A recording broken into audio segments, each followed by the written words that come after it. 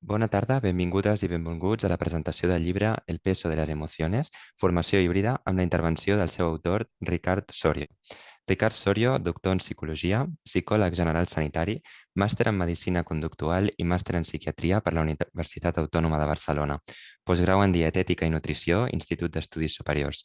És professor director de tesis doctorals a la Facultat de Farmàcia i Ciències de l'Alimentació, concretament al Departament de Nutrició, Ciències de l'Alimentació i Gastronomia de la Universitat de Barcelona. Ha publicat diferents treballs de recerca a revistes internacionals, Obesity Surgery, Journal International of Obesity Nutrition, i ha publicat 2 llibres en obesitat, Obesidad con y sin trastorno por atracón, editorial Punto Didot, i El peso de las emociones, editorial Círculo Rojo. Treballa com a cap del servei de la unitat d'obesitat i de la unitat de psicologia de l'Hospital El Pilar. Quirón Salut des de juny 2022. Cap del Servei d'Unitat d'Obesitat i Unitat de Psicologia Clínica Opció Mèdica des de 2015 fins a 2022. També ha estat cap d'Unitat de Psicologies Clíniques Londres, Espanya, des de 2007 fins a 2014. Abans de començar, us recordem que aquesta activitat serà gravada i que tindrà una durada d'hora i mitja des de les 6 fins a les 7:30, amb una primera part de presentació i l'última mitja hora es dedicarà al torn de preguntes. Els assistents en format presencial podreu aixecar la mà i us cedirem la paraula. Per fer les vostres aportacions, us cedirem el micròfon de mà perquè les persones assistents en format online us puguin sentir. Al públic online podreu intervenir enviant-nos les vostres consultes pel xat adreçant-vos específicament al Departament de Formació del COP i les llegirem en veu alta. Us comuniquem també que l'organitzador d'aquesta sessió prohibeix expressament el registre audiovisual i la posterior difusió o exhibició de la imatge en qualsevol suport, ja sigui material o electrònic, així com per a la producció, edició, emissió i o difusió mitjançant reproducció íntegra o parcial d'aquesta activitat. Així doncs, comencem l'activitat. Quan vulguis, Ricardo, et cedeixo la paraula. Gràcies. Bueno, muchas gracias por la presentación, muchas gracias por la presentación y lo primero dar pues, las gracias al Departamento de Formación por darme la oportunidad de presentar este segundo libro que he publicado bajo el título El peso de las emociones. Bien, antes de empezar un poquito a matizar sobre los puntos importantes que abordo en la publicación de mi segundo libro, me gustaría pues hacer un poquito de rodaje sobre la trayectoria que me llevó a escribir el libro El peso de las emociones. Este libro fue escrito y diseñado un poquito a lo largo de la etapa de pandemia. Anteriormente ya había publicado otro libro, mi primer libro, era un libro más formativo, más académico, más dirigido a profesionales sanitarios, a estudiantes interesados o que se dedican a trabajar sobre sobrepeso y obesidad o bien trastornos de la conducta alimentaria, pero desde un punto de vista más metodológico, defendiendo un programa multidisciplinar en el tratamiento de estos problemas de salud. En cambio, El peso de las emociones ha sido un libro que lo escribí con objetivo de publicarlo de cara a los pacientes. ¿Por qué? Pues porque uno de los objetivos, una de las tareas que siempre llevo a cabo con los pacientes que nos consultan y que tratamos, y que son pacientes que nos llegan con una enorme mochila emocional después de haber consultado multitud de profesionales, todos ellos en el campo de la pérdida de peso, de la alimentación y de la nutrición, pues siempre nos piden qué lecturas me puede recomendar o qué artículos podemos leer pues para un poquito seguir mejor los conceptos o interesarnos. Y es difícil, es difícil porque cuando haces una revisión bibliográfica, cuando intentas buscar manuales, artículos para ofrecer a los pacientes, la mayoría de ellos son libros de formación, con mucho tecnicismo, con mucho protocolo y más dirigidos a profesionales que no al propio paciente. Y ese fue el objetivo, pues escribir un libro muy sencillo, un libro rápido de leer, dado que tampoco somos, la población general no nos gusta mucho la lectura, por desgracia. Un libro visual, un libro esquemático y un libro donde, sobre todo, cuando el paciente o cuando la persona que lo lea lo haya finalizado, le quedara bastante claro un concepto, ¿no? Y es el siguiente: la importancia del factor emocional en la conducta alimentaria y cómo influye en el peso. Bien, me dedico a la obesidad desde hace 20 años. Les voy a explicar un poco cómo llegué a tratar y a interesarme por pacientes con problemas de peso. Siempre me gustó el campo de los TCA, de los trastornos alimentarios, pero tanto en los clásicos trastornos de la alimentación como la anorexia y la bulimia que todos conocemos, pues encontraba mucho trabajo ya estudiado, elaborado, mucho protocolo. Siempre hay que seguir trabajando, indagando y estudiando más, pero en cambio vi que el paciente con obesidad es un paciente muy similar, muy poco estudiado desde el punto de vista y muy poco conocido desde lo que es la salud mental, y me chocó muchísimo porque yo entonces no me dedicaba a los trastornos alimentarios, me dedicaba a otro problema de salud que es la fibromialgia. Fíjense ustedes que pasé de la fibromialgia, de pacientes con fibromialgia a pacientes con obesidad. ¿Y por qué llegué a los pacientes de obesidad? Pues simplemente fue una coincidencia, pues porque compartía consulta en una planta clínica, en una planta hospitalaria, con reumatología y con el servicio de endocrinología.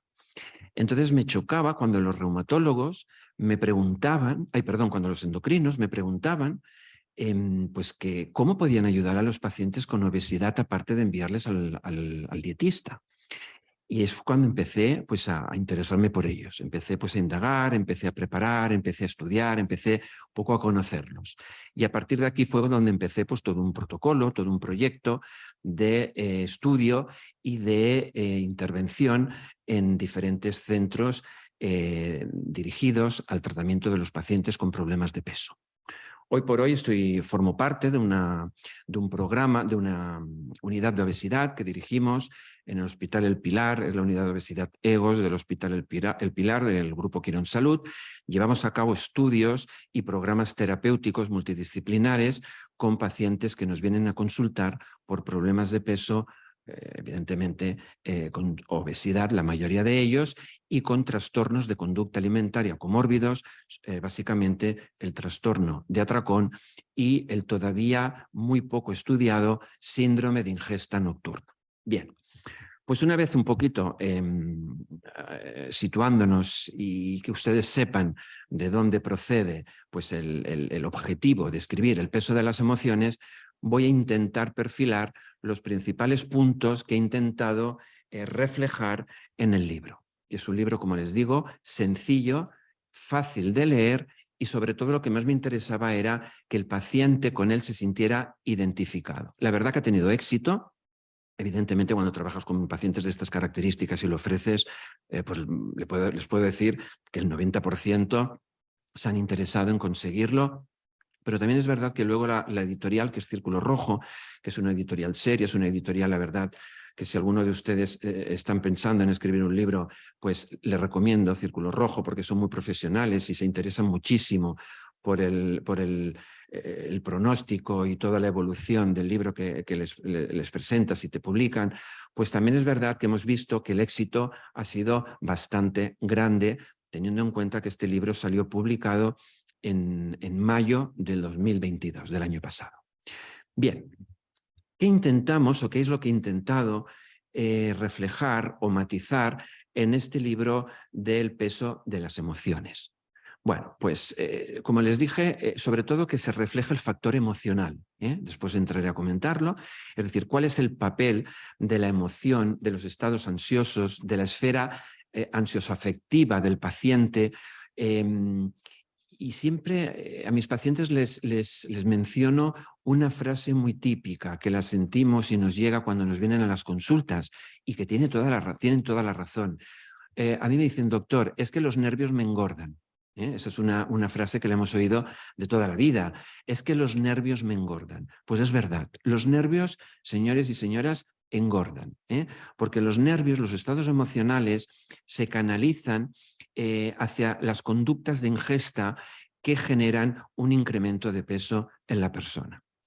Vamos a hablar en el libro, o hablamos en el libro, de algo muy importante para el paciente, que hay que trabajarlo en la terapia, y es conocer, identificar exactamente qué es el hambre, cómo se identifica el hambre y qué tipos de hambre existen. Se han definido hasta 7 tipos de hambre, pero nosotros nos vamos a centrar en dos tipos de hambre, las básicas, las que hay que trabajar básicamente con el paciente, que son el hambre física y el hambre emocional o hambre psicológica, que seguro que lo han leído y ya lo conocen.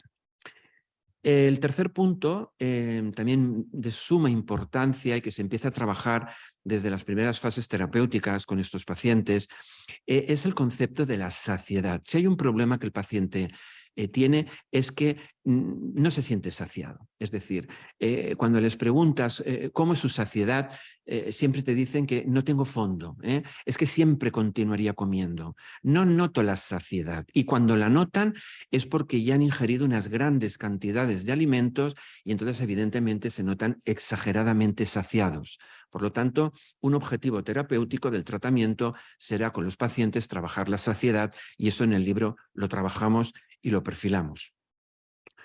El hambre es una percepción, es una sensación en la que existe un mecanismo y existen unos componentes fisiológicos, tanto en el hambre como en la saciedad, que el paciente debe de conocer. Es decir, hay un mecanismo, hay un esquema que siempre explico, muy neuropsicológico, que la verdad que les ayuda muchísimo a trabajar desde la conducta y a entender cómo hay que potenciar y cómo hay que mejorar la saciedad sin llegar a comer tanto, y cómo funciona el hambre desde el punto de vista cerebral.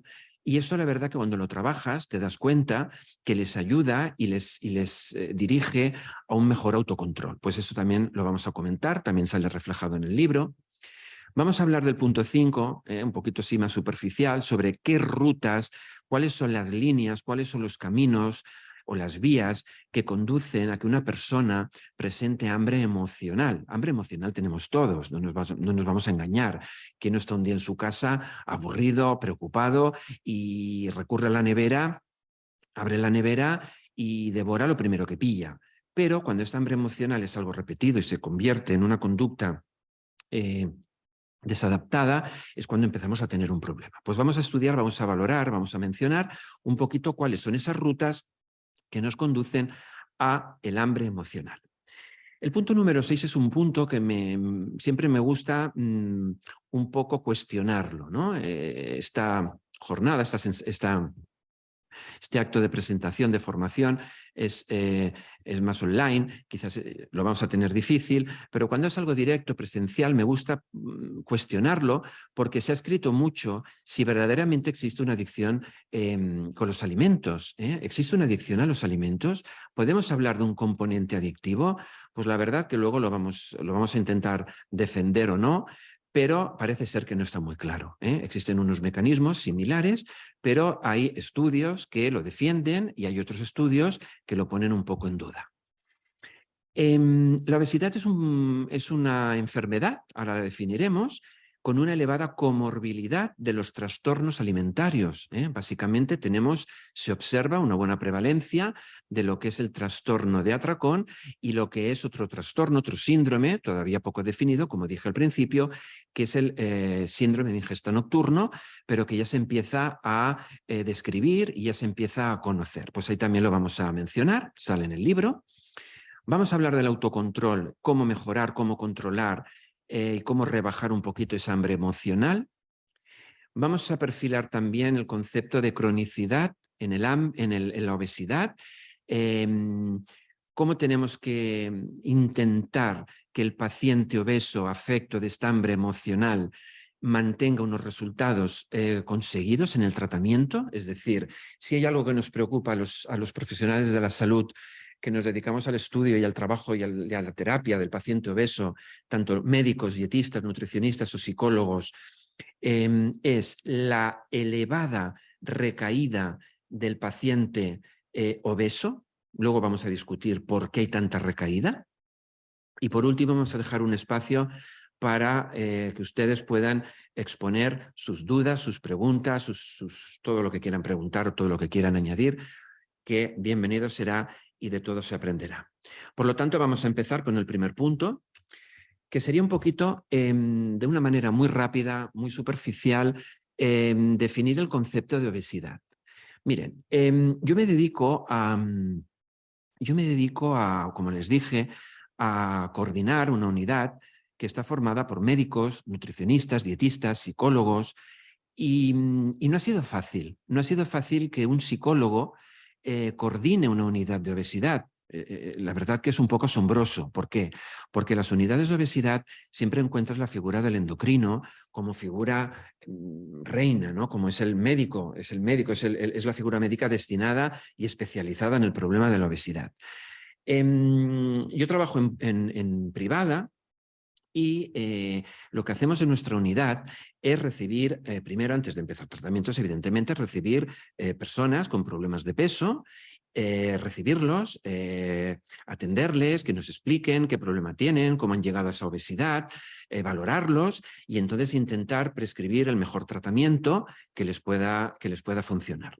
Todos los tratamientos que ofrecemos son programas, es decir, son programas combinados donde utilizamos técnicas médicas, pero todas las técnicas médicas, que no voy a entrar en ellas, porque no es el objetivo de la charla, van acompañadas, y ahí sí que vamos a hablar, y de ahí viene el libro, van acompañadas de programas multidisciplinares donde los médicos, los psicólogos y los dietistas tenemos una larga función con ellos, una larga trayectoria, porque son programas de 2 años, es decir, hay fases. El paciente empieza en una primera fase, que es pérdida de peso, cambio de hábitos, toda una serie de trabajo que vamos haciendo, luego está la fase del mantenimiento y la fase de la prevención de recaída, y eso nos lleva 2 años. Entonces, fíjense ustedes que al final se llegó a la conclusión de que la figura más efectiva que tenía que realizar o que debería de realizar la primera visita informativa del paciente era el psicólogo, ¿vale? Y esto ha costado entenderlo, pero se ha demostrado, lo hemos podido demostrar, que era el psicólogo. ¿Por qué? Pues porque si el paciente obeso tiene un problema principal en su peso, en su alimentación y en su futura recaída, es por la conducta. Y el profesional que trabaja la conducta es el psicólogo. Por lo tanto, es ahí donde tenemos una función importante: recibir a nuestro paciente, transmitirle tranquilidad, informarle y sobre todo que se identifique con lo que le explicamos. Piensen que los pacientes vienen de hacer largos recorridos de clínicas y al final cuando los recibes, les explicas cómo su estado emocional influye en su conducta, en su alimentación y en su peso, es cuando verdaderamente depositan la confianza en nosotros. Bien, pues dicho esto, seguimos. La obesidad es una enfermedad, señores, es una enfermedad y a veces al paciente le cuesta entenderlo.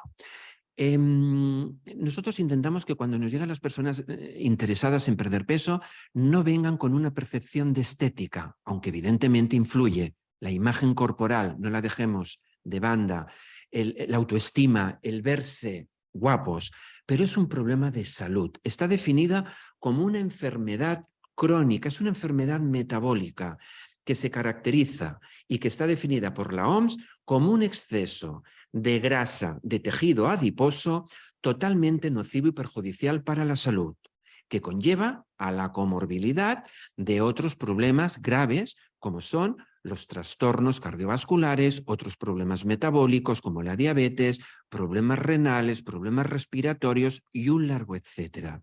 Hay pacientes que nos llegan ya con esa lección aprendida, hay pacientes que nos llegan con el temor de poder enfermar más, teniendo en cuenta que la obesidad es una enfermedad, y hay pacientes que nos llegan cuando ya han sufrido el primer aviso, ¿vale?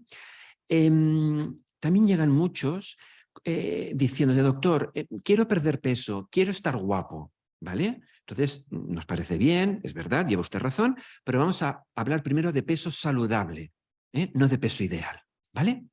Por lo tanto, la obesidad hay que enfocarla desde un primer momento a un paciente como un problema de salud. Cuando hablamos de causas, ustedes saben que existen causas genéticas y causas ambientales. Se habla mucho de genes. Los laboratorios han defendido mucho los problemas genéticos, pero la verdad, y he tenido la suerte o la desgracia de trabajar en estos programas, les puedo decir que no son nada efectivos. Es decir, son programas en los que se paga mucho dinero, el paciente paga mucho dinero y hay un puro marketing. Los genes no los vamos a cambiar. Y verdaderamente, aunque el estudio genético nos informa si el paciente tiene que realizar o más deporte o ciertos alimentos, al final lo que funciona es actividad física, autocontrol emocional y control en la alimentación. El diagnóstico. El diagnóstico cada vez está más discutido. Eso de decir utilizamos el IMC es algo ya un poquito pasado de moda, a pesar de que lo tenemos que seguir utilizando. En el pasado Congreso SEDO, que es de la sociedad, organizado por la Sociedad Española en el estudio de la obesidad, del año 2022, que tuvimos la suerte de realizarlo aquí en Barcelona, quedó clarísimo por toda la parte y todas las aportaciones médicas de nuestros compañeros endocrinos y médicos que en un exacto y en un correcto diagnóstico de la obesidad tiene que haber un tiene que haber un programa de pruebas médicas, todas enfocadas a evaluar al paciente. Lo que pasa es que eso aporta un grave coste económico que no nos lo podemos permitir y vamos a seguir trabajando con el índice de masa corporal, evidentemente teniendo en cuenta el componente del peso, masa grasa, masa muscular, agua, y etc. Y el perímetro de la cintura, que como sabemos es de 102 centímetros en hombres, 88 en mujer, cuando empezamos a preocuparnos sobre la enfermedad de la obesidad. En el índice de masa corporal, como saben ustedes, a partir de 30, igual o 30, empezamos a hablar ya o empezamos a planear ya o a planificar un problema de obesidad. Obesidad 1, obesidad 2, obesidad 3 mórbida o bien obesidad extrema. El paciente obeso, como les dije, es un paciente que ha realizado un largo recorrido de clínicas. Se lo saben todo. Es decir, a mí me explican de dietas, métodos. Podríamos hacer una sesión entera hablando de todos los programas, todas las dietas que han probado y al final, fíjense que siempre me acaban diciendo lo mismo. Esta dieta me funcionó muy bien.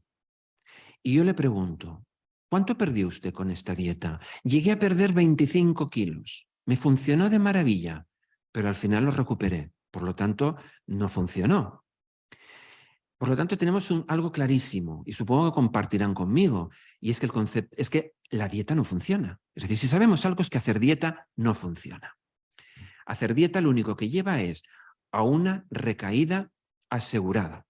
Pero tampoco podemos defender comamos todo lo que queramos, porque al final el paciente lo confunde. Es decir, ni nos vayamos a un extremo de una dieta estricta y una dieta prohibitiva, porque lo único que vamos a conseguir es que el paciente recaiga y el paciente aguante un tiempo y no lo aguante y vuelva a las andadas, pero tampoco podemos decirle a un paciente con un problema de alimentación, de sobreingesta, coma usted todo lo que quiera, porque evidentemente si eso lo hace va a seguir engordando o no bajar de peso. Por lo tanto, el concepto y el equilibrio, que luego lo comentaremos, sería encontrar una balanza. La mayoría son pacientes de larga evolución. Cuando les preguntamos en su evolución, cuándo presentó usted problemas de peso, cuándo empezó usted a tener problemas, siempre te dicen la mayoría que desde la infancia. Yo, toda la vida, desde niño ya era un niño gordito, una niña gordita, o en la adolescencia, o incluso inicio de la edad adulta, tuve un cambio en mi vida, tuve a partir de los embarazos, es decir, no encontramos, o muy pocos obesos encontramos en los 2, 3, 4 últimos años. Sí que es verdad que hay factores, los life events, factores de estrés, que observamos en pacientes que les han generado un descontrol en su vida, en su alimentación, han cogido mucho peso, pero no es lo más frecuente. Yo diría que todos, no me atrevo a decir todos, pero es que diría que casi todos presentan un descontrol en los hábitos alimentarios y en su estilo de vida. Por lo tanto, esa es una función importantísima que tendremos que trabajar y si tenemos al lado una buena nutricionista, lo vamos a tener más fácil.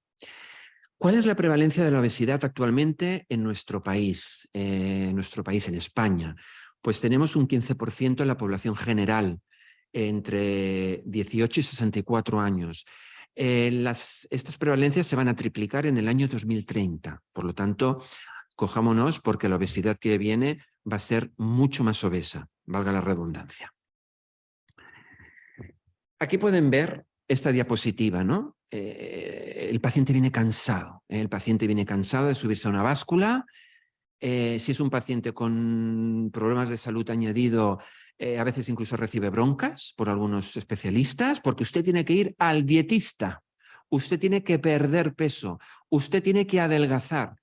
Señor López, no vamos bien así. Esto te lo explican en la primera visita cuando vienen a verte.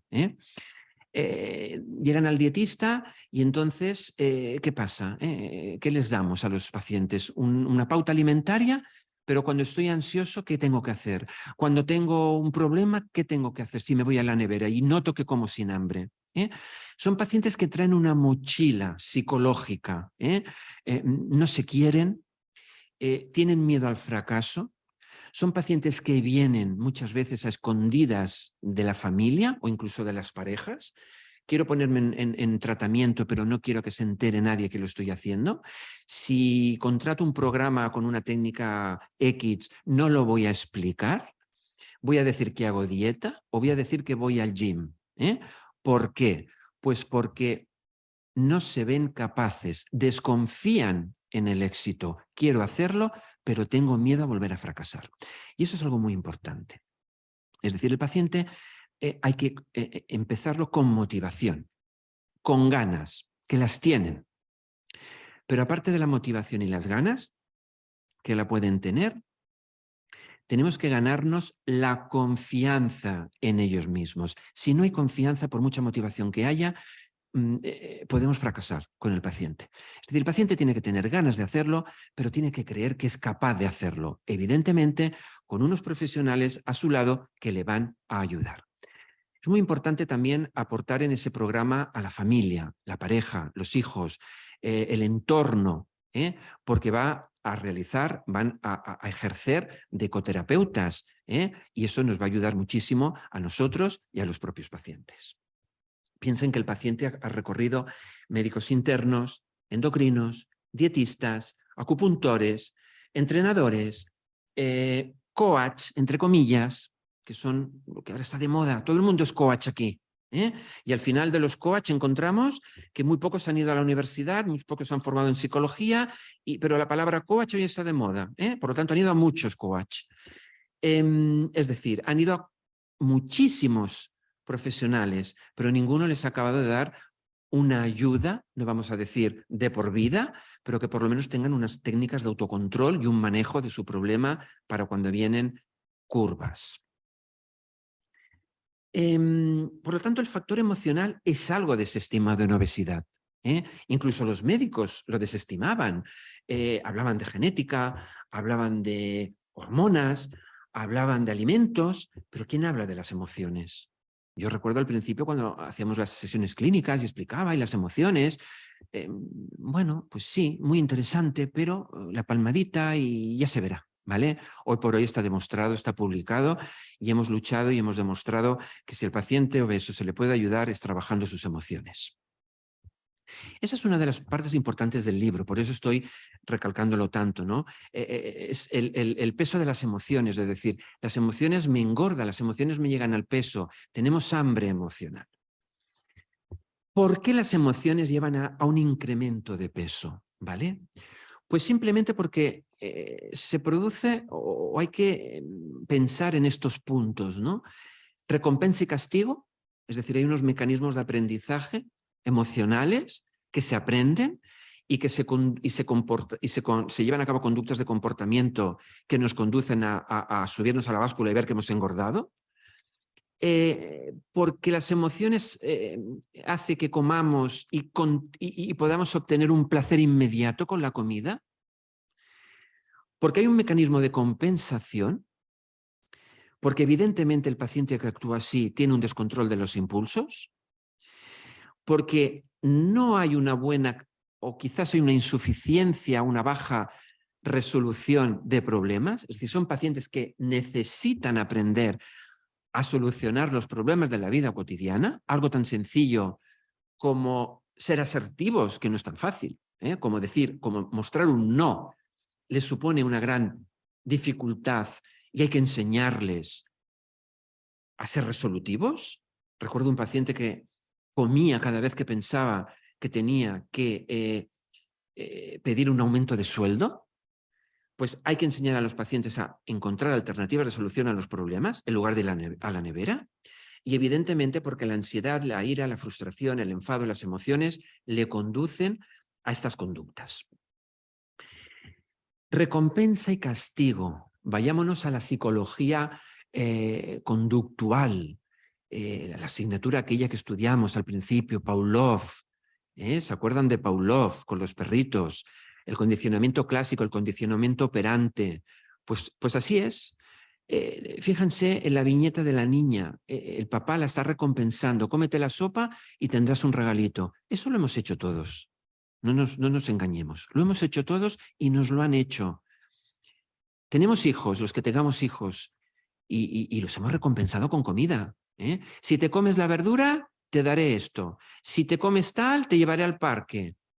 Nos recompensan desde que nacemos. Me gustaría leer, tengo aquí les voy a leer un pequeño párrafo sobre la recompensa. Y es que desde el momento que nacemos, nos están recompensando con la comida, ¿no? Nuestra emoción está reclamando comer. Fíjense y pongan un poquito de atención. Comer, cuando se tiene un problema o se experimenta ansiedad, resulta recompensante porque es placentero sensorialmente, desvía la atención del verdadero problema, sirve de evasión, compensa la frustración. Si se ha hecho esto unas cuantas veces y hemos experimentado un problema o una emoción desagradable, esto nos dispara la urgencia de comer. Se ha convertido en un hábito, pero afortunadamente esto es reversible, lo podemos modificar. De la misma manera que se aprende cuando tenemos una emoción y nos hemos compensado comiendo, lo podemos modificar. Y hay que intentar buscar, o si nos compensamos, que no sea con la comida. Yo algo que les digo a mis pacientes siempre es, no te compenses con un chocolate, compénsate con una sesión, por ejemplo, de masaje con un fisioterapeuta, o cómprate unas sales de baño y date un baño relajante. Es decir, intentemos compensarnos sin comer. Y el castigo también, nos castigamos comiendo, ¿no? Hemos tenido un día horrendo, malo, una discusión, un mal día de trabajo, llegamos a casa, buscamos la comida, buscamos con la comida paliar, disminuir, controlar el sufrimiento que hemos experimentado a lo largo del día. Es decir, una emoción negativa que intentamos compensar comiendo y de una manera descontrolada, ¿de acuerdo? Por lo tanto, no nos castiguemos comiendo. Enseñemos a los pacientes a que no se castiguen comiendo y que si lo hacen, ojo, porque lo van a hacer hasta que lo controlen, no lleven a cabo luego conductas todavía más desadaptadas. Por ejemplo, cuando una persona se castiga comiendo y se mete el atracón, lo que va a hacer a posteriori es el ayuno. Ya no ceno, ya no como, ya dejo de comer cuando me toca. Con eso lo único que está haciendo es reforzar todavía más su conducta problema. El alimento nos da un placer, no nos engañemos.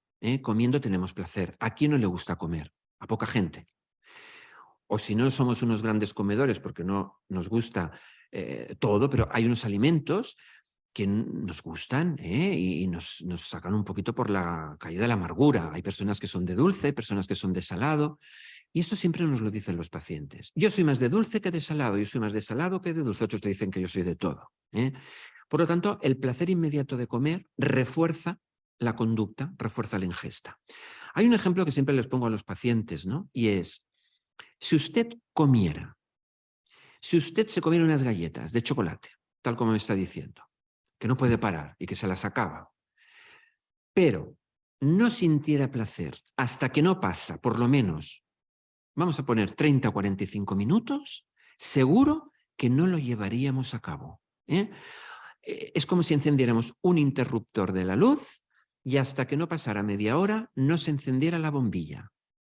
Evidentemente, el placer en estos casos no es inmediato y entonces nos está reforzando la conducta de la ingesta. Por lo tanto, el propio placer inmediato de la ingesta es uno de los enemigos en el paciente que tiene un problema de hambre emocional me refiero clínico y que le conlleva a unas conductas alimentarias desadaptadas. ¿Se puede cambiar? ¿Se puede rebajar el placer por la comida? Sí, sí que se puede hacer. Y lo trabajamos y lo conseguimos. ¿Cómo? No prohibiendo.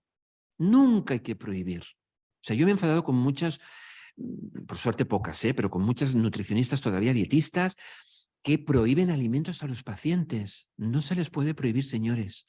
No se les puede prohibir.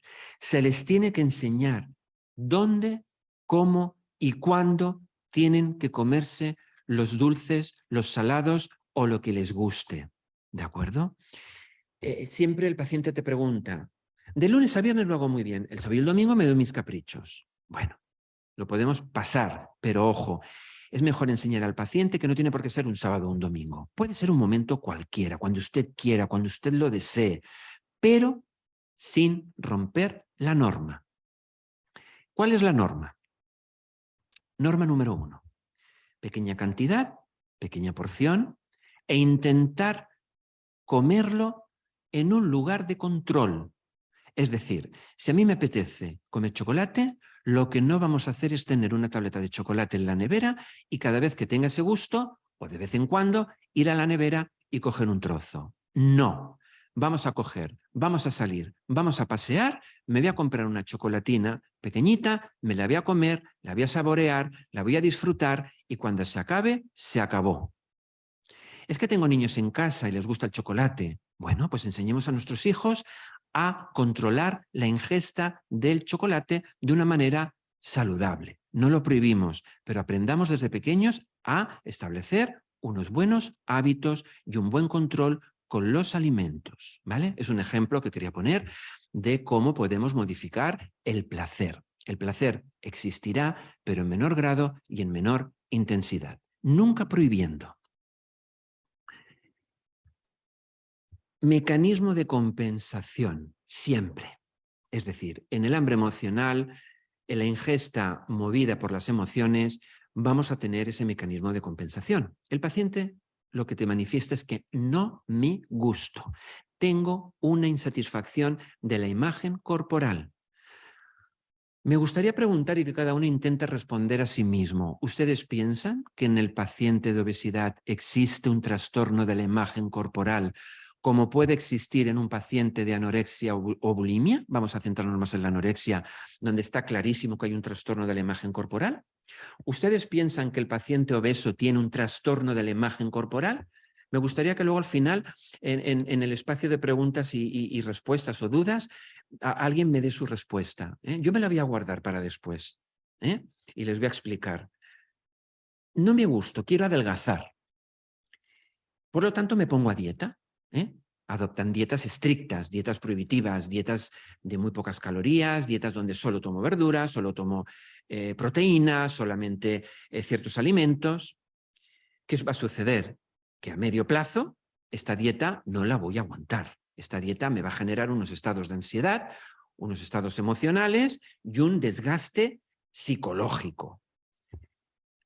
Me enfado, tengo impotencia, tengo rabia, no lo voy a controlar y entonces cualquier Leifibet, cualquier factor de estrés va a generar una conducta totalmente contraria a lo que es la dieta estricta. Nos vamos al otro extremo, que es buscar consuelo en la comida, llevar el atracón, llevar la sobreingesta, que no es lo mismo que el atracón, llevar la conducta continua de picoteo o comer de manera descontrolada, deshoras y desorganizado.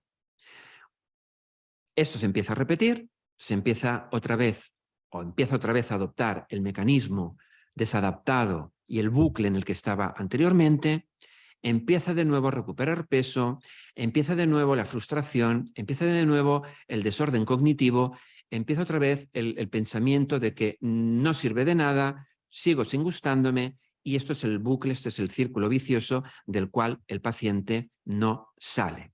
Por lo tanto, hay un mecanismo de compensación que siempre acaba siendo negativo.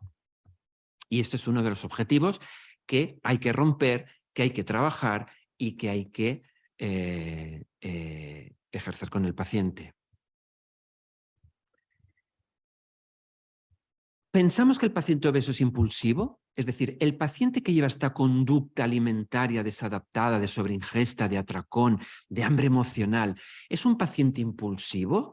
¿Tiene un rasgo de impulsividad más acentuado que la población general, por ejemplo? O incluso dentro de la obesidad, podemos decir que a mayor IMC o a mayor grado de obesidad existe mayor grado de impulsividad.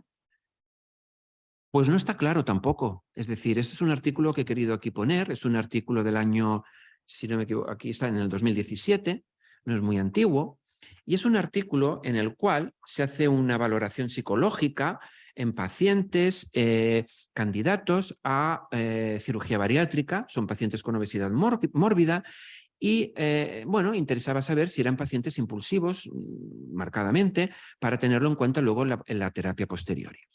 Pues miren, los resultados se mostraron que no eran significativos comparando sexo, comparando edad y comparando grado de IMC. Es decir, se comparan dos grupos, obesos y grupo control, y se vio que los obesos no eran más impulsivos que el grupo control y que tampoco había diferencia entre hombres y mujeres, ni tampoco había diferencia a mayor edad, ni tampoco había diferencia a mayor índice de masa corporal. Pero hay resultados contradictorios y ahora los vamos a ver. En el estudio de mi tesis doctoral, que la presenté en el año 2013, donde defendí un trabajo en obesidad, concretamente mi tesis doctoral quedó titulada Cómo eficacia de la técnica, de una técnica endoscópica dirigida a la pérdida de peso, junto con un programa reeducativo en terapia y modificación de conducta en pacientes obesos con y sin trastorno por atracón, pues encontré que los pacientes de la muestra que fueron diagnosticados, aparte de la obesidad, evidentemente todos eran obesos, fueron diagnosticados de trastorno por atracón y además síndrome de ingesta nocturno, es decir, tenían los dos problemas asociados, eran los que más impulsividad mostraban en la muestra de estudio. Sí que es verdad que aquí no aparece la gráfica, pero sí que recuerdo que comparando o teniendo en cuenta los pacientes únicamente el trastorno por atracón, no había tanta diferencia significativa, pero los que eran obesos con trastorno por atracón y con síndrome de ingesta nocturno presentaban unos rasgos de impulsividad muy marcados. Fíjense la barra azul antes de iniciar el tratamiento, esto es impulsividad 0 antes de iniciar el tratamiento, impulsividad a los 24 meses. Era un programa terapéutico de 2 años de duración. ¿De acuerdo? Hubo unas pérdidas de peso, para que ustedes se hagan un poquito de idea, de unos 20 kilos en los pacientes. Se estudiaron 3 grupos, obesos con trastorno por atracón, obesos sin trastorno por atracón y obesos que tenían, les pusimos el concepto de trastorno por atracón parcial porque no acababan de cumplir todavía los criterios completos del TA, pero sí que tenían algunos síntomas. Entonces hicimos 3 grupos de trabajo, los comparamos, la verdad que fue un trabajo muy satisfactorio, lo publicamos y sí que observamos que los que presentaban mayor impulsividad era cuando encontrábamos el trastorno por atracón y el síndrome de ingesta nocturno, que es lo que encontramos comórbido en obesidad. ¿De acuerdo? Por lo tanto, parece ser que sí que existe un rasgo de impulsividad, pero a mayor patología comórbida, dentro de lo que es la alimentación. Hambre física, hambre psicológica.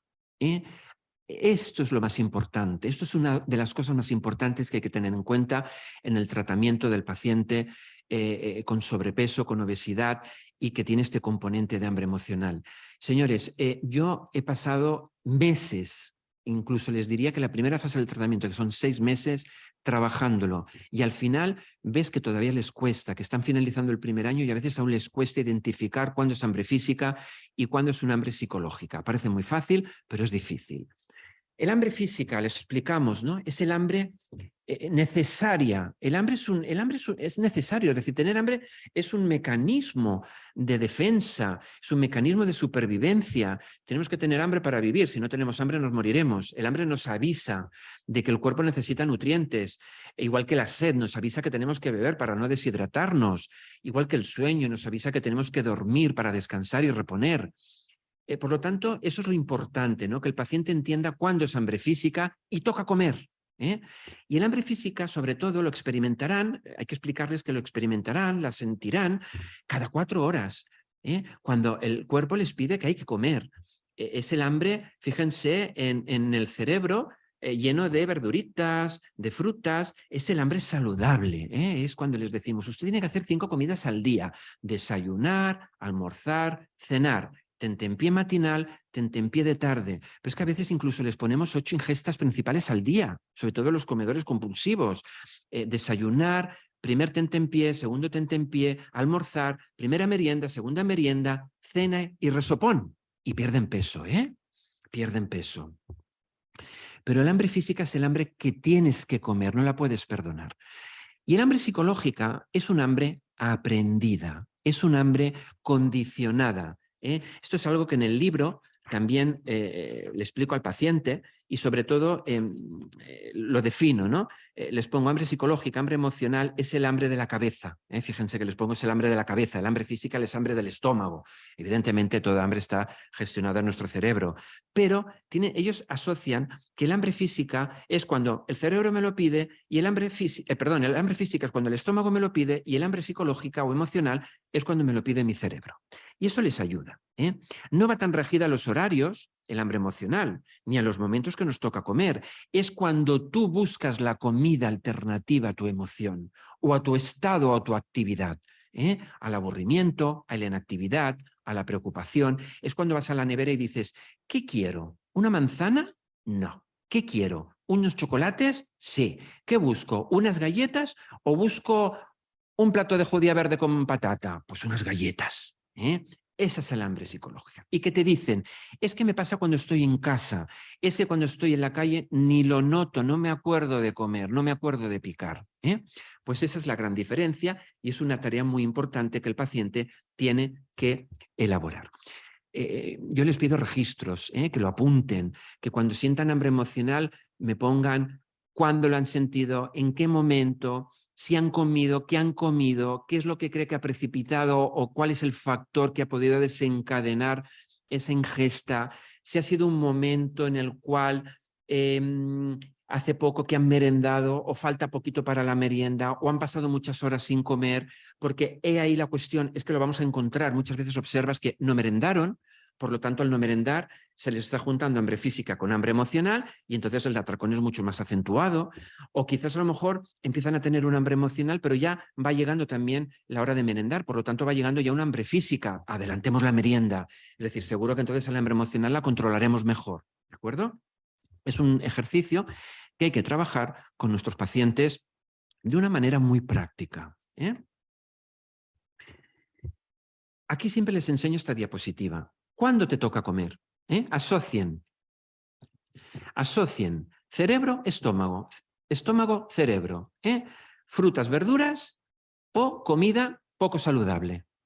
Es importante que lo visualicen. En la terapia cognitivo-conductual, sobre todo todo lo que es la orientación cognitiva, utilizamos mucho las técnicas de visualización. Y la verdad que, yo dentro de la orientación cognitiva conductual soy más cognitivo.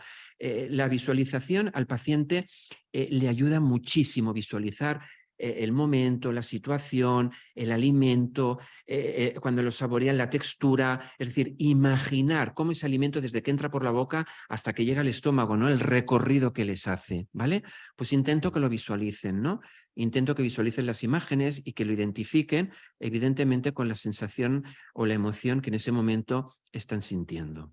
¿Cuándo te toca comer? ¿Qué hora es? Regístrate la hora, mírate la hora, ponte avisos en tu móvil. Hoy en día que todos llevamos tantos móviles, nos ayuda a poner el tono de la merienda, el tono de la cena, o el mismo tono cada vez que nos toca comer. Porque se olvidan de comer, se olvidan del hambre física, se olvidan de comer cuando es hambre física, pero no nos olvidamos del hambre emocional. Por lo tanto, si me salto el hambre física, seguro que el hambre emocional la voy a controlar peor, o la ingesta emocional, perdón. Vale, hemos hablado de hambre, pero hoy viene otro concepto, que es la saciedad. El paciente tiene gran dificultad para saciarse, no se sacia, le cuesta saciar.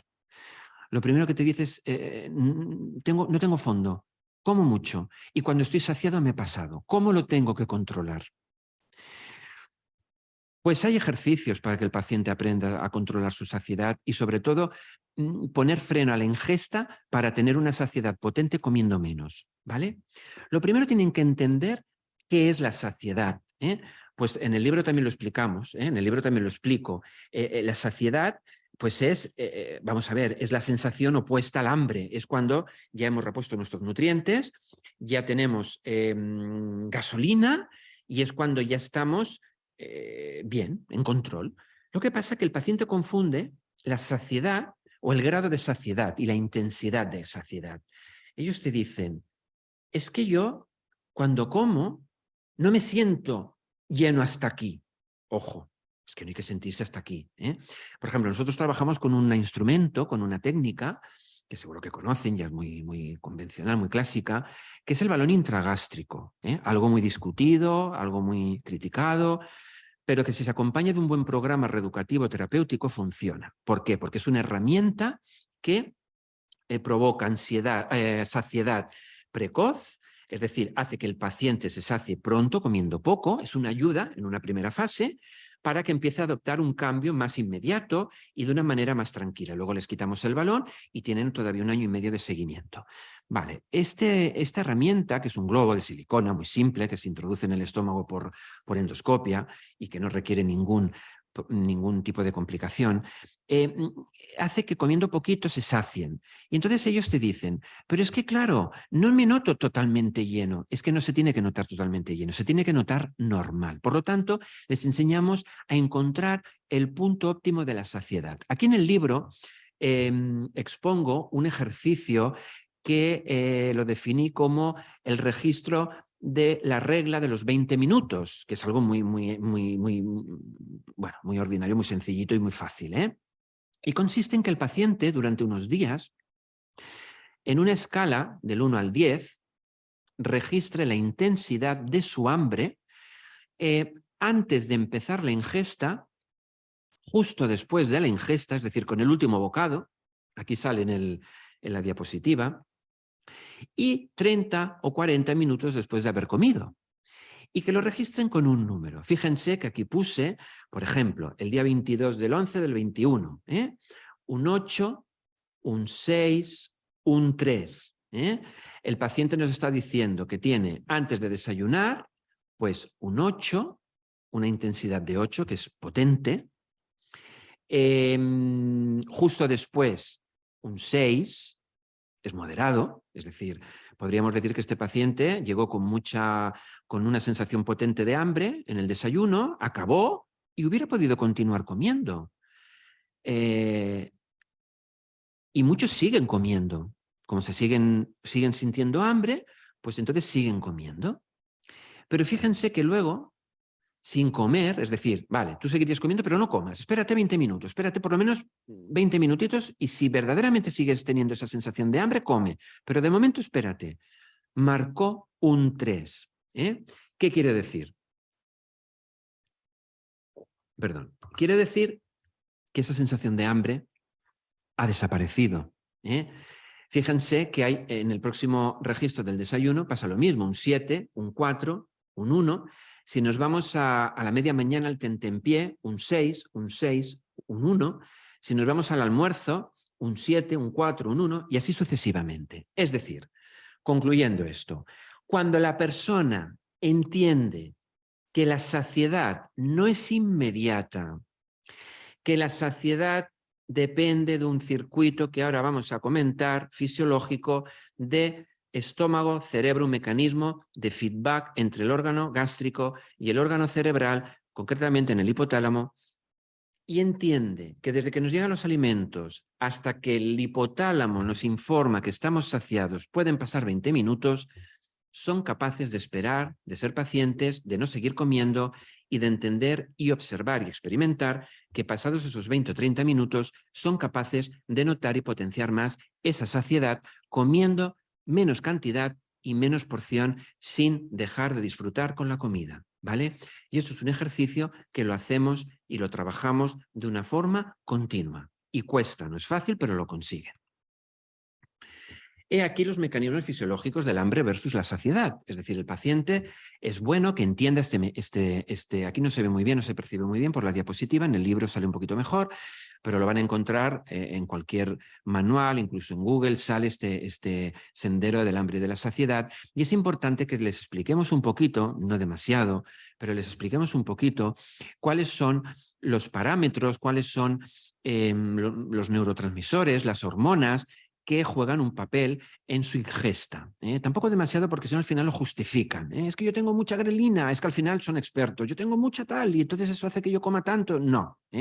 Evidentemente la grelina es una hormona gástrica que está regulando y está provocando que tengamos una sensación de hambre, pero no está en la grelina. No vengamos a decir que como tengo mucha grelina, como mucho y me han de quitar grelina. No, no va por ahí, la terapia. Pero es importante que conozcan un poquito este sendero, que poco lo manejen, lo conozcan, se familiaricen. Y lo que más me importa, lo que yo trabajo más en este esquema tan sencillo, es el circuito de las flechitas, ¿no? Yo les explico a los pacientes que cuando el alimento llega al estómago, hasta que el hipotálamo activa la saciedad, pasan esos 20 minutos, que es el tiempo que ellos tienen que esperar para no seguir comiendo, y que pasados esos 20 minutos notarán esa saciedad.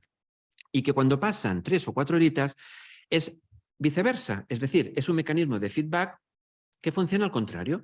Es nuestro hipotálamo el que va a decirle a nuestro estómago hay que volver a comer y entonces se alterna las flechitas. Es como un mecanismo de regulación y como un termostato. Les pongo el ejemplo de un termostato. Se activa, se desactiva cuando en función de la temperatura, como puede ser una estufa eléctrica, ¿de acuerdo?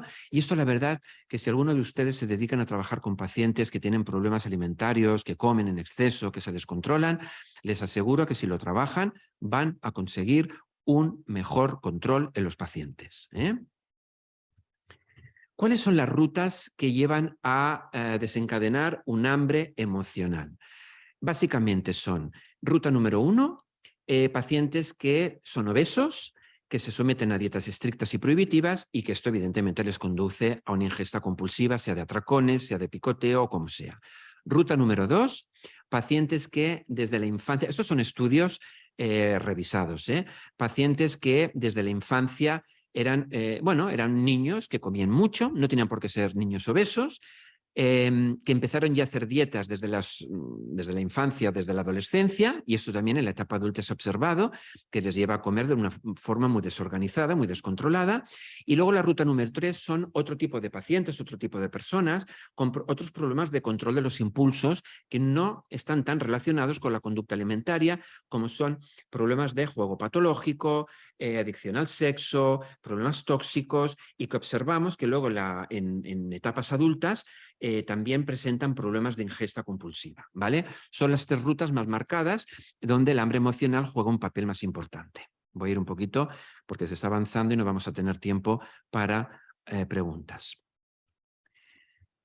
Antes les cuestionaba si la impulsividad era un rasgo marcado en los pacientes obesos. Pues aquí viene otra cuestión.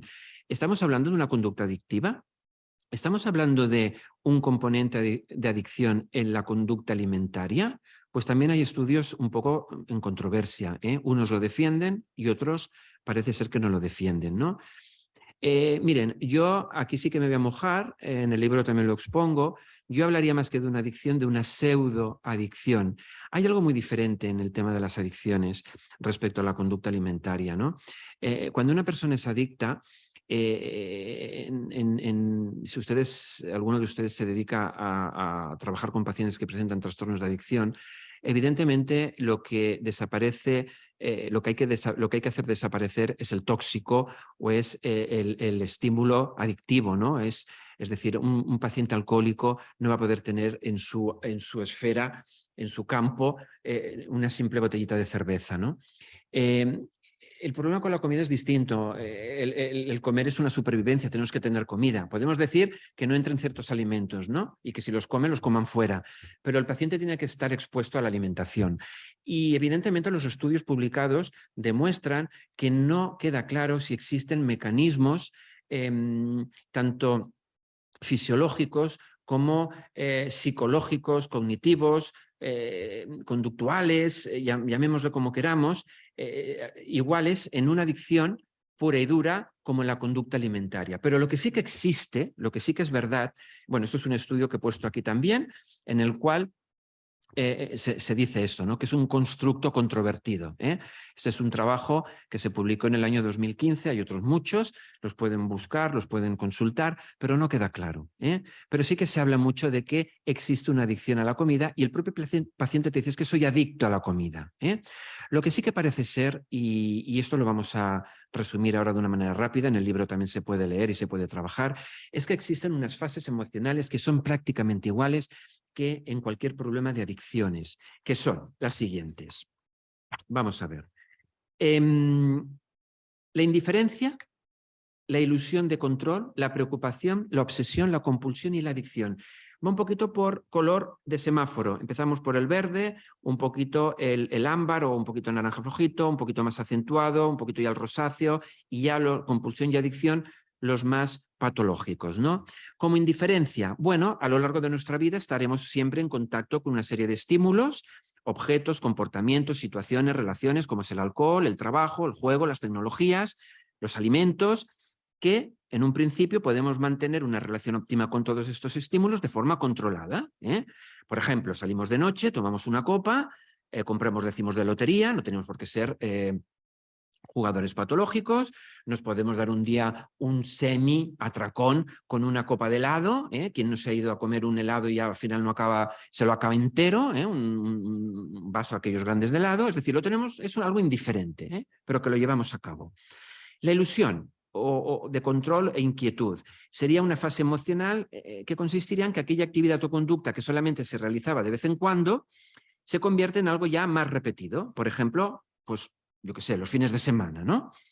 Si alguna vez la persona no lo puede llevar a cabo, no ocurre nada, la persona puede continuar con su plan diario normalizado, pero ella empieza a tener una cierta preocupación o inquietud, ¿no? Típico, pues una comilona, los fines de semana, nos podemos dar una comilona y hay personas que dicen, es que claro, yo el sábado tengo el hábito, la costumbre, la rutina de irme con los amigos, con la bicicleta y luego nos damos una buena comilona en el restaurante tal, bueno, y parece que si se lo prohíbes te va a decir, bueno, vale, lo puedo hacer, pero ahí hay una cierta inquietud.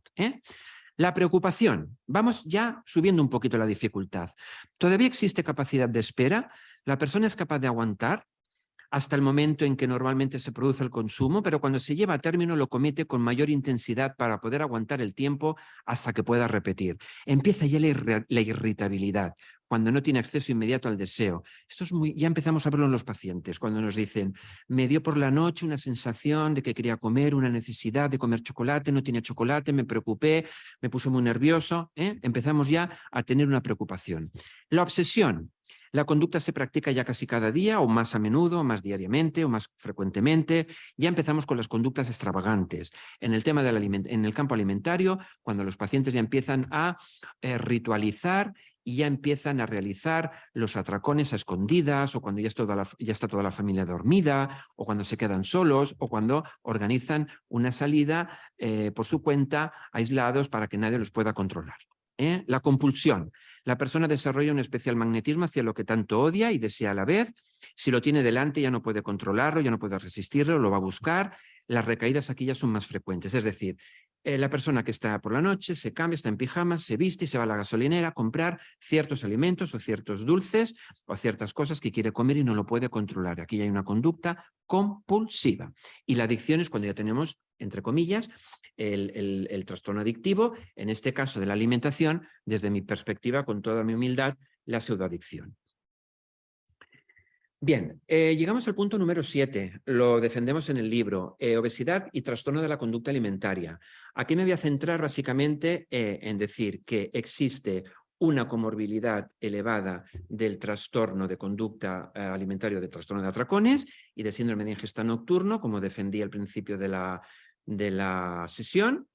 Si nos ponemos a analizar un poquito o nos ponemos a revisar la bibliografía y los artículos publicados, hay una prevalencia de trastorno de atracones del 30% de pacientes que inician programas en pérdida de peso. Es decir, de todos los pacientes que vienen a un programa de pérdida de peso, el 30% tienen trastorno de atracones diagnosticado, al menos en lo que se ha publicado. Nosotros lo hemos llevado a cabo en estudios y más o menos los porcentajes son bastante similares a lo que hay publicado, a la bibliografía.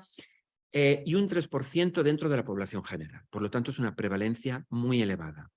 Prevalencia del Night Eating Disorder o Night Eating Syndrome, no existen datos, muy pocos.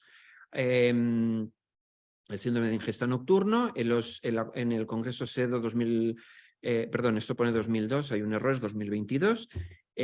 También salió también una ponencia relacionada con este trastorno alimentario. No, es difícil encontrar, es un cuadro clínico muy poco estudiado. Les animo a que investiguen y trabajen. Actualmente en el DSM-5 queda clasificado dentro de otros trastornos de la conducta alimentaria o inespecíficos. Se le da el nombre de síndrome de ingesta nocturno, pero a diferencia del trastorno de atracón, que ya tiene un criterio propio, este no. Y sobre todo lo que encontramos en pacientes obesos es una alta prevalencia de haber presentado anorexia nerviosa. Hay muchos pacientes con obesidad que han sido anoréxicos y sobre todo de bulimia nerviosa, ¿de acuerdo? Recuerden que una de las principales diferencias entre el trastorno de atracón y la bulimia nerviosa es que el paciente de trastorno de atracón no lleva a cabo conductas compensatorias, a diferencia del paciente bulímico. También es verdad que en bulimia nerviosa no vamos a encontrar prácticamente obesos. Encontramos sobrepeso, pero no obesos.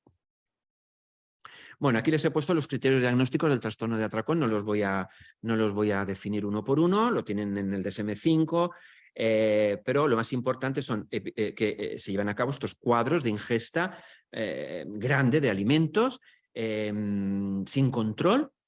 No se llevan a cabo conductas compensatorias. Que aquí hay algo que me gustaría hacer una pequeña crítica a estos criterios, porque para mí una conducta compensatoria no solamente tiene que basarse en si el paciente se provoca el vómito, si el paciente toma laxantes, si el paciente hace ejercicio. Para mí una conducta compensatoria es que el paciente luego deje de comer. Deje de cenar, por ejemplo. Imagínense un paciente que ha cometido un episodio de atracón a las 2 del mediodía y entonces ya deja de cenar o deja de merendar, ¿no? Eso es una conducta compensatoria. Y un paciente con trastorno de atracones hace conductas compensatorias de estas características. Por lo tanto, vamos a tener que empezar a enviar avisos de que esto me parece a mí, supongo que en el próximo DSM, no tengo ni idea, no sé si se tendrá en cuenta, ¿vale? Son episodios con un descontrol, el paciente se encuentra después con mucha vergüenza, sentirse a disgusto, hasta sentirse completamente llenos, muy rápido, y sobre todo no existe como dicen aquí, una conducta compensatoria. Se producen una vez a la semana durante 3 meses mínimamente y malestar intenso respecto a los atracones. Los criterios diagnósticos del síndrome de ingesta nocturno quedan un poco más aislados, pero prácticamente los 2 puntitos que aparecen: consumo excesivo de alimentos después de cenar, ingestas durante la noche tras despertarse. Es decir, son pacientes que tienen un trastorno del sueño, se les enciende la bombilla en horario nocturno y entonces empiezan a comer, ¿vale?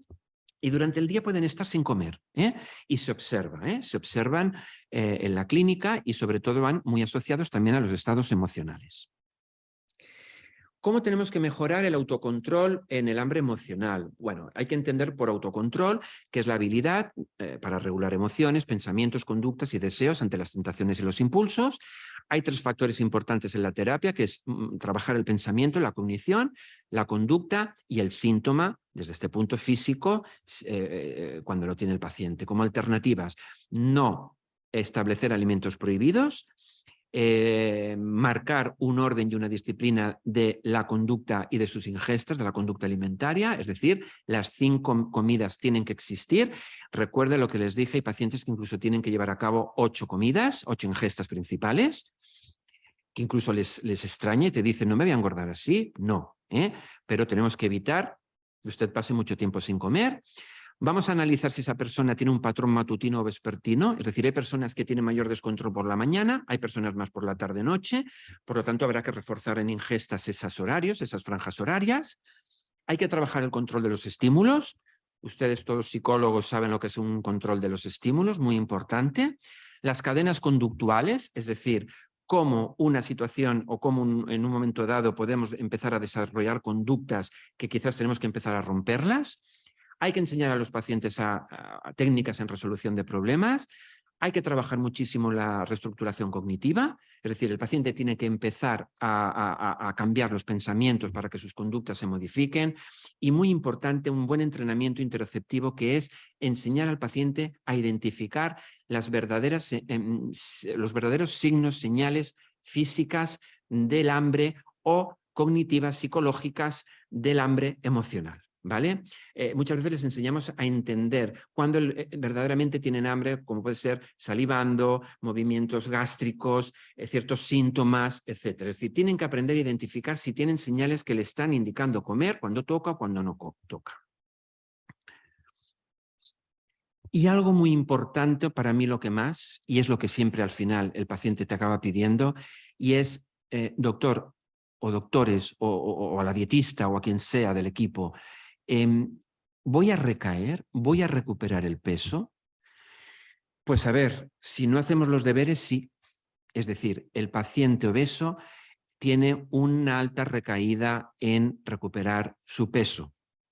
Los estudios publicados demuestran que los pacientes que han sido sometidos a cirugías bariátricas, estamos hablando de técnicas más invasivas como el bypass o el cruce duodenal o incluso la gastrectomía vertical, donde le reducen el 70% de su estómago y aparte, como en el bypass, hay una intervención intestinal sobre la mala absorción de los nutrientes, que son pacientes que pueden llegar a perder hasta 50 kilos, si no hacen los deberes, si no se adhieren a una terapia, si no aprenden a hacerlo bien, en 5 años vuelven a encontrarse prácticamente igual que al principio. Yo he visto muchos pacientes operados de cirugía bariátrica que no han tenido una buena adherencia terapéutica, no han seguido la terapia y han ido recuperando peso a pesar de haber perdido 30, 20, 40 o 50 kilos. Por lo tanto, es muy importante que el paciente entienda que es crónico. La obesidad, señores, no se cura, la obesidad se controla, pero si se enseña a controlar, si se enseña a coger las riendas, sí que van a conseguir un buen manejo y quizás, aunque recuperen peso a largo plazo, no llegar a las andadas del principio, porque la recaída está asegurada si no hay un equipo al lado que le ayude. Y ahí forma parte y tiene una función muy importante el psicólogo clínico y el psicólogo sanitario. ¿De acuerdo? Es muy importante detectar, enseñar al paciente en esa fase de trabajo las señales de riesgo, es decir, qué momentos en tu vida pueden venir, qué señales pueden aparecer, qué cambios puedes tener en un futuro que puedan conducir de nuevo a un descontrol en la alimentación y puedan generarte de nuevo esa intensidad de hambre emocional que te conlleve a tu obesidad. No caigan, sobre todo al paciente, que no caigan esas dietas o en esos métodos rápidos, que no rompan la norma y lo más importante, que cuando empiecen a detectar el problema que rápidamente nos vuelvan a pedir ayuda. Bueno, hasta aquí sería un poquito todo lo que he expuesto en cuanto a puntos importantes que se destacan en el libro El peso de las emociones. Y ahora quisiera aprovechar también para decirles que si están interesados en recibir el libro, lo pueden conseguir.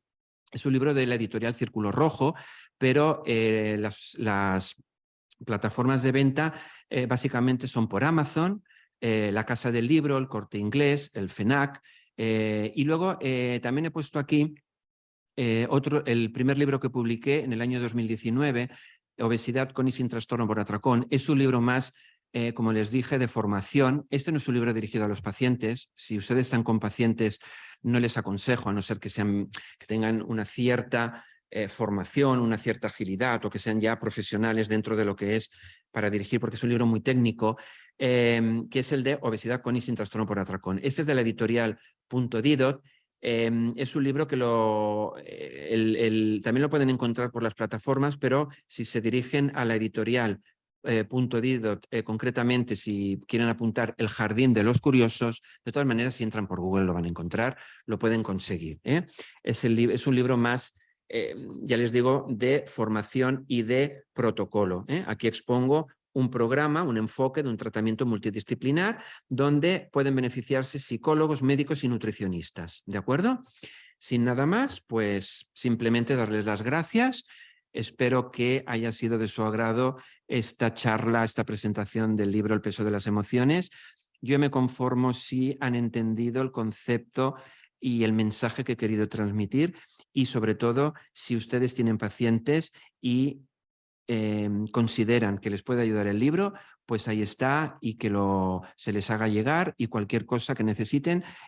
Al inicio de la diapositiva puse mi correo electrónico en el cual pueden escribir, me pueden preguntar y yo seré totalmente gustoso de aclararles o de manifestarles todo lo que ustedes necesitan. psicología.barna@gmail.com.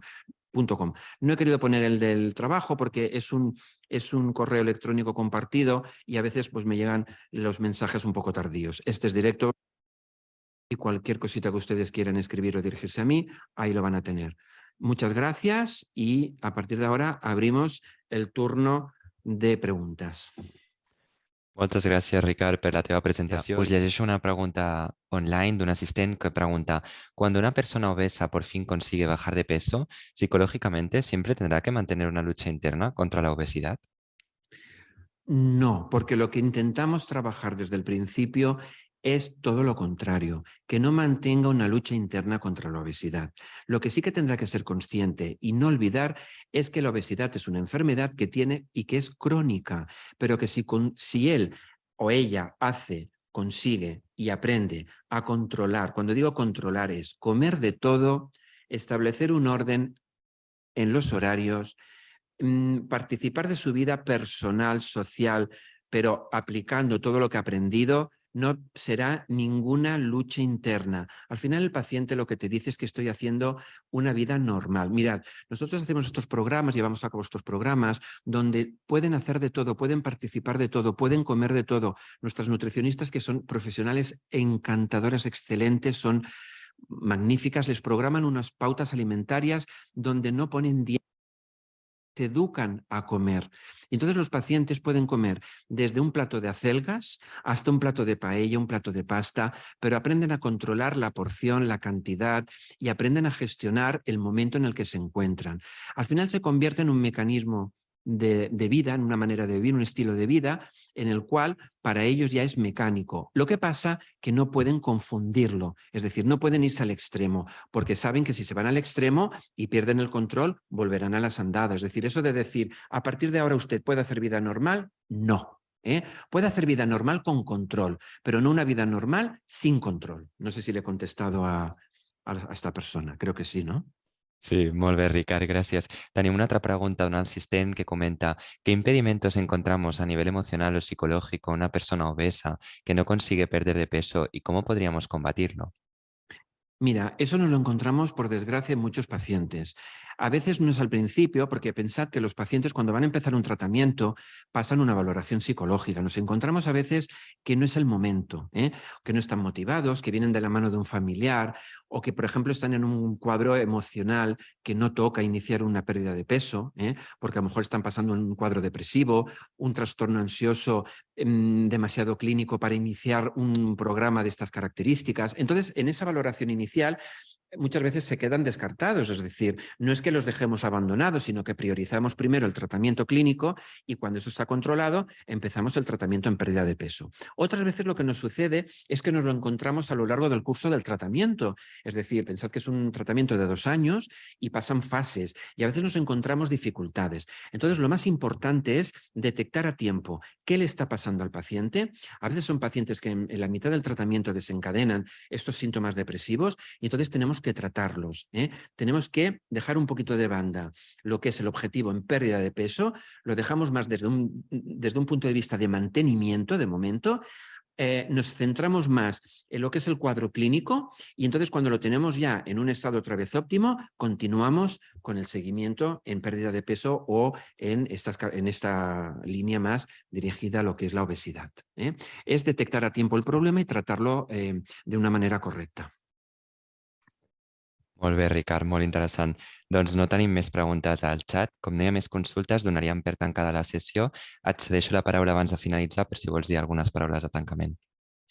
Bueno, pues nada más, agradecer a todos, como he dicho, pues la sesión que hemos hecho de formación. Vuelvo a repetir que el libro lo pueden encontrar en las plataformas, sobre todo la más fácil es Amazon, la Casa del Libro, el Corte Inglés. Y nada, y que vuelvo a repetir que aquí tienen mi correo electrónico para cualquier pregunta o duda que pueda surgir. Buena tarde. Moltes gràcies a tots, a tu, Ricardo, per la teva ponència i la teva presentació i per donar resposta a tots els dubtes i als assistents per la vostra participació i les vostres aportacions. Bona nit i us esperem a les properes activitats del COP. Gràcies.